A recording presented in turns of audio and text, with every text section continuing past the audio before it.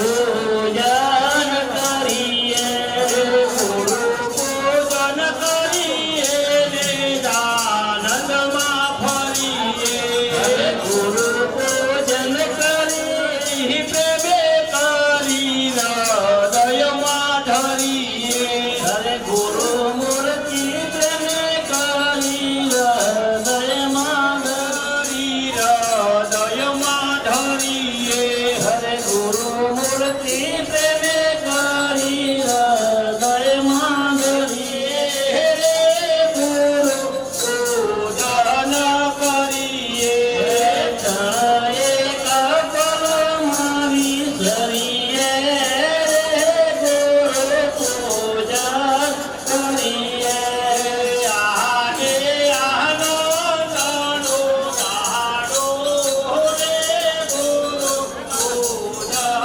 દાડો રે ગુરુ પૂજન કરીએ અણમોલ કરુણી આજે મળી છે હવે અણમોલ કરુણી આજે મળી છે અણમોલ કરુણી આજે મળી છે હવે અણમોલ કરુણી આજે મળી છે ચરણોની ચામત રહીએ ગુરુ પૂજન કરીએ ચરણોની ચામત રહીએ ગુરુ પૂજન કરીએ ચરણોની ચામત રહીએ ગુરુ પૂજન કરીએ હરે ચરણોની ચામત રહીએ ગુરુ પૂજન કરીએ આજે આનંદનો દાડો રે ગુરુ પૂજન કરીએ હરે આજે આનંદનો દાડો રે ગુરુ પૂજન હરે ગુરુજીની સેવા લઈએ ગુરુ પૂજન કરીએ હરે નિજ રૂપના લાવા લઈએ ગુરુ પૂજન કરીએ હરે નિજ રૂપના લાવા લઈએ ગુરુ પૂજન કરીએ આજે આનંદનો દાડો રે ગુરુ પૂજાતો સતગુરુ પર ઉપકારે હરે કાલિદાસ સતગુરુ પર ઉપકારે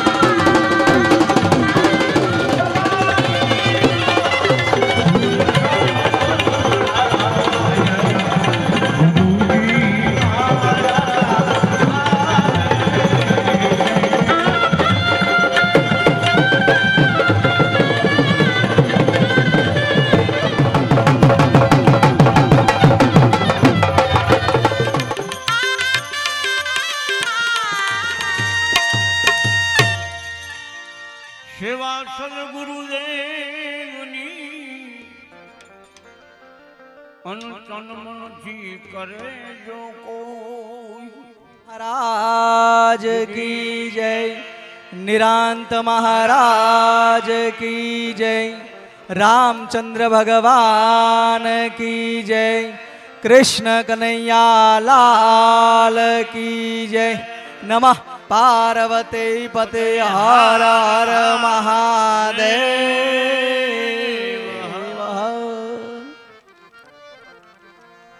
सदगुरु महाराज ने कृपा थी, અજુરામ મહારાજની કૃપાથી, પરમાત્માની દયાથી આજે સરખેજના આંગણે ભજન સત્સંગ રાખવામાં આવ્યો છે. તો સૌ પધારેલ સંત મહાપુરુષો અને હરિભક્તોના ચરણોમાં કોટી કોટી વંદન સાથે આ દાસના જય ગુરુ મહારાજ. દૂર દૂર જે ઉભેલા હરિભક્તો છે એમને આપણે વિનંતી કરીશું કે સૌનું નીચે પોતપોતાનું સ્થાન ગ્રહણ કરશે. ગુજરાત તો બરોબર છે, પણ ખરેખર આપણા ભારતનું ગૌરવ કહેવાય. અને કહેવાય છે ને કે ઉત્તમ ફળ જોઈતું હોય, સારું ઉત્તમ ફળ જોઈતું હોય તો ઉત્તમ બીજની વ્યવસ્થા કરવી પડે. દ્રઢ સંકલ્પ વાળું જો મકાન જોઈતું હોય તો ઊંડાણવાળા પાયાની વ્યવસ્થા કરવી પડે. એમ જો સમૃદ્ધ રાષ્ટ્ર જોઈતું હોય તો શિક્ષણની ચિંતા કરવી પડે. એમ શિક્ષણના અને ઇતિહાસના જેને ભીષ્મ પિતા કહેવાય એવા ડૉક્ટર પ્રોફેસર જનકભાઈ ગઢવી પધાર્યા છે, તો એમને આપણે જોરદાર તાળીઓના ગરડાથી વધાવીશું. પૂજ્ય સાહેબનું આપણે ટ્રોફીથી સ્વાગત કરવાનું છે. તો હું વિનંતી કરીશ અલ્પેશભાઈ સોલા, હસમુખભાઈ પંચાલ વેજલપુર, ભરતભાઈ સિયાણી, જિજ્ઞેશભાઈ અને મયુરભાઈ, 5 હરિભક્તોને વિનંતી કરીશું કે આવશે અને આપણે સાહેબશ્રીનું સ્વાગત કરશું. ત્યાર પછી આપણે સાહેબનું ઉદ્બોધન સાંભળશું. યુપીએસસીની અને જીપીએસસીની પરીક્ષામાં પાસ થયા પછી કલેક્ટર થવાય, મિનિસ્ટર થવાય, ક્લાસ 1 અધિકારી થવાય, એવા અનેક અધિકારીઓ જેના માર્ગદર્શનથી થયા છે એવા જનકભાઈ ગઢવી સાહેબ પધાર્યા છે. એટલે એમના સ્વાગત કરવા માટે હું વિનંતી કરીશ. પૂજ્ય સાહેબને વિનંતી કરીશું કે પધારશે.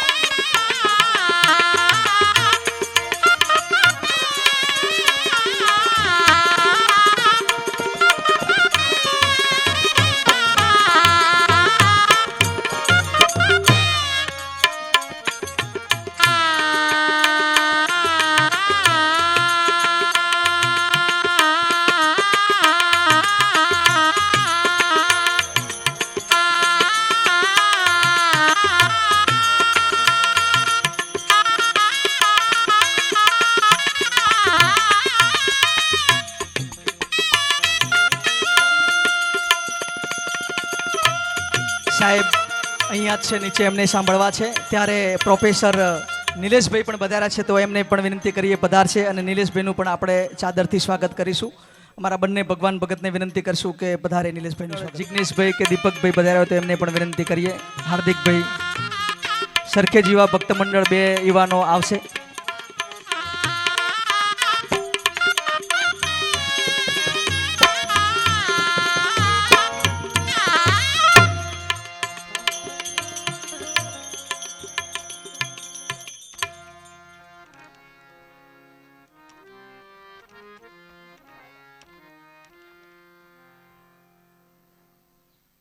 સાહેબને આપણે તાળીઓના ગરગડાટથી વધાવીશું. પરમ પૂજ્ય શ્રી સંત મહાપુરુષની દયાથી મહાપુરુષો અહીંયા પધાર્યા છે. તારે જનકભાઈ ગઢવી સાહેબને વિનંતી કરીશ કે એમનો પરિચય રજૂ કરશે. બાળકો અને વાલુઓ માટે પણ માર્ગદર્શન આપશે. કારણ કે આજે જિંદગીની કમાયેલી તમામ કમાણી બાળકોને આગળ વધારવા માટે કોઈ માતા પિતા પાસી પાની કરતા નથી, ત્યારે હમણાં જ બોર્ડની પરીક્ષા પતી છે, તો આગળ માર્ગદર્શન માટે પૂજ્ય સાહેબ શ્રી વિનંતી કરું.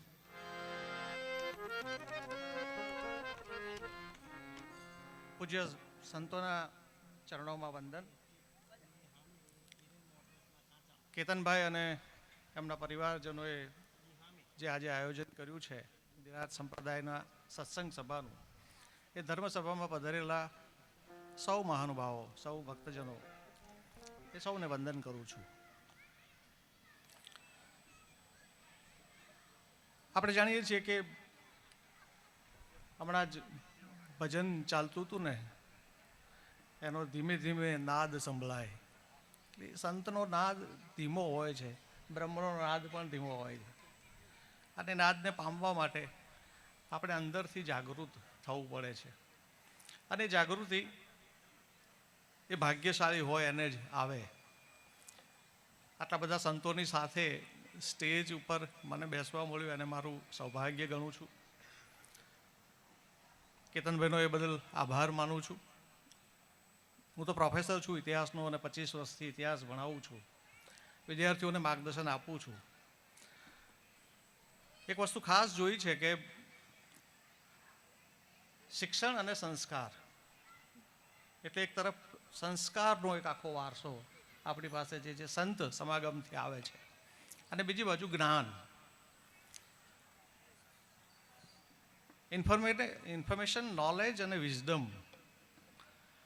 ઇન્ફોર્મેશન અને નોલેજ આપણે આપણી રીતે મેળવીએ છીએ, પણ વિઝડમ માટે આપણે ત્યાં જવું પડે છે, જેને આપણે ડાપણ કહીએ છીએ. એ ડાપણ સંત સમાગમ સિવાય આવતું નથી.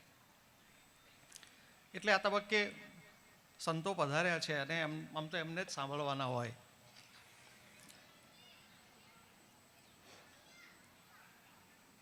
આપણે ત્યાં જે એમ્પ્લોયેબિલિટી, એટલે એમાંથી કેટલા વિદ્યાર્થીઓ ને રોજગાર મળે છે, એની જો ગણતરી કરવા જઈએ તો લગભગ 7-8-9% રોજગારી મળે છે. એનો અર્થ એ થયો કે બહુ મોટા ભાગના વિદ્યાર્થીઓ એનાથી વંચિત રહી જાય છે. તો એક તો હાયર એજ્યુકેશનનો રેશિયો વધારવો જોઈએ, એટલે દરેક સમાજે પોતાના સમાજના તમામ વિદ્યાર્થીઓ ભણે એ સુનિશ્ચિત કરવું જોઈએ. અને બીજું, એને સર્વશ્રેષ્ઠ રોજગાર મળી રહે એના માટે સતત કાર્યશીલ રહેવું જોઈએ. અમે લોકો પ્રોફેસર છીએ એટલે સ્વાભાવિક છે કે અમે વિદ્યાર્થીઓને જોતા હોઈએ છીએ. અનેક પેઢીઓ અમારા હાથમાંથી પસાર થાય છે, ત્યારે જોઈએ છે કે વિદ્યાર્થીઓ જો મહેનત નહીં કરે તો ફેંકાઈ જશે. આજે 21મી સદીનો યુગ છે એ ઇન્ફોર્મેશનનો અને નોલેજનો યુગ છે. માહિતીનો પણ વિસ્ફોટ થઈ ગયો છે, અને નોલેજનો પણ વિસ્ફોટ થયો છે. એનાથી જ યુદ્ધ જીજાય છે. પાકિસ્તાન કેટલું પાંગળું પુરવાર થયું આપણી સામે, આપણે જોઈએ છીએ કે આપણી પાસે કેટલી શક્તિ છે. તો એક મહાસત્તા બનવા માટે એના વિદ્યાર્થીઓ અને એના માણસો પણ મહાસત્તાનું સપનું સેવનારા હોવા જોઈએ. મહાસત્તા એમને એમ થવાતું નથી. મહાસત્તા એટલે કોણ? રાષ્ટ્ર એટલે કોણ? તો કે આપણે બધા. રાષ્ટ્ર કંઈ હવામાં તરતું નથી. રાષ્ટ્રનો અર્થ થાય છે આપણે સૌ. તો જ્યારે આપણે આપણા રાષ્ટ્રની સંકલ્પનાનો વિચાર કરીએ, રાષ્ટ્રને આગળ વધારવાનો વિચાર કરીએ, ત્યારે એક વસ્તુ સ્પષ્ટ છે કે આપણે સૌએ આગળ વધવાનો વિચાર કરવો જોઈએ. એટલે એક બાજુ શિક્ષણ તરફ આપણે અગ્રેસર થવું જોઈએ, વિદ્યાર્થીઓને ભણાવવા જોઈએ, ગણાવવા જોઈએ, એનામાં સંસ્કારનું સિંચન કરવું જોઈએ. અને એ પાકટ વયના થાય ત્યારે એમને રોજગાર તરફ લઈ જતી કેટલીક વિવિધ લાઇન તરફ આપણે જવું જોઈએ. દાખલા તરીકે મેડિકલ અને એન્જિનિયરિંગ બહુ જ અગત્યની લાઇન્સ અત્યારે છે. એ સિવાય અનેક લાઇન્સ એવી છે, દાખલા તરીકે ચાર્ટર્ડ એકાઉન્ટન્ટની લાઇન છે, પ્રોફેસરની લાઇન છે. પણ એ સિવાય એક બહુ સૌથી મહત્વપૂર્ણ જે વસ્તુ છે, જે વિદ્યાર્થીઓનું સપનું હોય છે. હમણાં જ તમારી વચ્ચે કદાચ સ્મિત આવશે, જેણે ખૂબ મહેનત કરી અને તમારા સમાજનું જ નહીં પણ આખા ગુજરાતનું નામ રોશન કર્યું છે. કારણ કે આટલી મોટી પરીક્ષા પાસ કરવી એ ખરેખર એક કપરી પરિસ્થિતિમાંથી પસાર થવું પડે છે. એના માટે જબરદસ્ત મહેનત કરવી પડે છે.